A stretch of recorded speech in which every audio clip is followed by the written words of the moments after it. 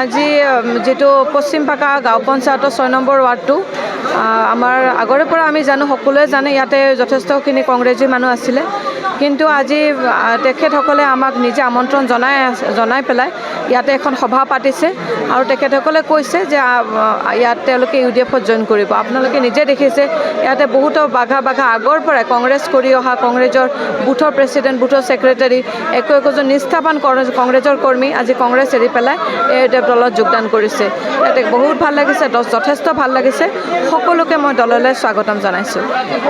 ইয়াতে প্ৰায় 500ৰ ওচৰত কংগ্ৰেছী কৰ্মীয়ে আজি আমাৰ AIDF দলত যোগদান কৰিছে। সকলোকে কৈছোঁ যে জাতি ৰক্ষাৰ স্বাৰ্থত, ভৱিষ্যতৰ উন্নয়নৰ স্বাৰ্থত আৰু সঁচা অৰ্থত সৰু আমাৰ পাকা বেতবাৰী সমষ্টিৰ উন্নয়নৰ স্বাৰ্থত আমাক AIDF দলক ছাপোৰ্ট কৰিব লাগে।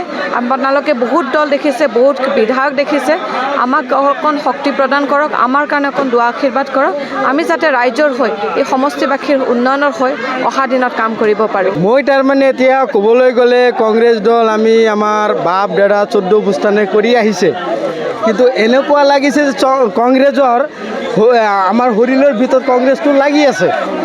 আমি এনেকৈ ভাবিছিলোঁ যে কংগ্ৰেছ এটা মূল্যৱান এটা বস্তু বুলি ভাবিছোঁ, কিন্তু এতিয়া আমি ভাবিছোঁ যে এই কংগ্ৰেছে আমাক যিখিনি অত্যাচাৰ মানে জুলুম জাতীয় কৰিছে, যিখিনি কৰাৰ মানে আছে সব কংগ্ৰেছেই কৰিছে।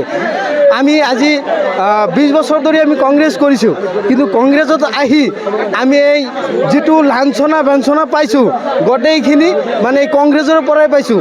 কংগ্ৰেছেতো ৰাজত্ব কৰিছিল আজি 30 বছৰ ৰাজত্ব কৰি আমাৰ সংখ্যালঘু মানুহৰ কাৰণে, দৰিদ্ৰ মানুহৰ কাৰণে, ডিউটাৰ সমস্যাৰ কাৰণে, তাৰপিছত গৰখনীয়াৰ কাৰণে, তাৰপিছত উচ্ছেদৰ কাৰণে, যিটো নেলীৰ যিটো হত্যাকাৰণৰ যিটো সমস্যা আছিল গোটেইখিনি কংগ্ৰেছে তাতে জড়িত আছিল। আজি যদি কংগ্ৰেছে জড়িত নাথাকিলে হয় তেনেহ'লে এই আমাৰ হৰিকেত্ৰী সমষ্টি এতিয়া কাটিখানে পাকা বেতবাৰী কৰি দিছে, আৰু সেইটোৰ কাৰণে 1 নম্বৰ জাকিৰ হুছেইন সিকদাৰে সেইটো দায়ী। মই 40 বছৰ কংগ্ৰেছ কৰিছোঁ, মই কংগ্ৰেছক ভাল পোৱা নাই, আমি UDFত জইন কৰিলোঁ। আমার এইটো কথা হল যে কংগ্রেসে কি করেছে না করেছে, মই 40 বছর থাকি তাতে জানছো, আমার ইথান ভাল না লাগছে, আমি তাত কংগ্রেস জয়েন করি, আমি UDFত জয়েন করছি। আমি হরিকেতি সমষ্টির কাম কাজত কিছু বয়া পাইছো, সেই কারণে আমি UDFত জয়েন করছি। আগত না বুঝি না পাইছিল, কিথান বুঝি পাইছো যে আমার এই জাতিটুক কংগ্রেসে হ্যাক করে দিছে, এই জাতিটুক মুসলমান জাতিটুক কংগ্রেসে হ্যাক করে দিছে।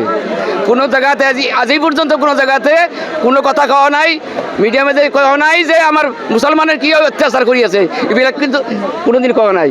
সেই কারণে আমি আর অতিষ্ঠ হয়েছি যে কংগ্রেসে কার ভোট নিতু, আমি ভোট দিল। যিকোনো খবৰৰ বাবে যোগাযোগ কৰক 7099017330 লগতে 7099017110 নম্বৰত।